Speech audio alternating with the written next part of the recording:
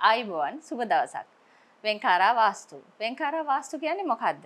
වෙන්කාරා වාස්තු කියන්නේ ඉදිකිරීම සහ වාස්තු විෂය සම්බන්ධයෙන් කටයුතු කරන ආයතනයක්. එහිදී ඉදිකිරීම සහ වාස්තු විෂය සම්බන්ධයෙන් පවතින ගැටලු වලට අපට විසඳුම් ලබා දෙන්න පුළුවන්. මෙහිදී අපි ආරාධනා කරා මෙම විෂය සම්බන්ධයෙන් විශේෂඥ දැනුමක් තියෙන පුද්ගලයෙක් විදිහට ප්‍රියන්ත දයරත්න මහත්මයාට.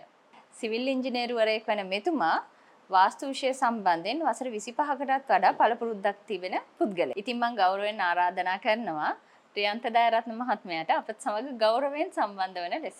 බොහොම ස්තුතියි. වෙන්කාරා වාස්තු ආයතනයත් සමග සම්බන්ධ වීමට ලැබීම සම්බන්ධයෙන් අපි සතුටටපත් වෙනවා. ඒ වගේම ඉදිරියේදී අපි බලාපොරොත්තු වෙනවා වාස්තු විද්‍යාව පිළිබඳව, ඒ වගේම ඉදිරිම් ශිල්පය ආශ්‍රය කොට ඇති විෂයන් පිළිබඳව කටයුතු කරන්නට.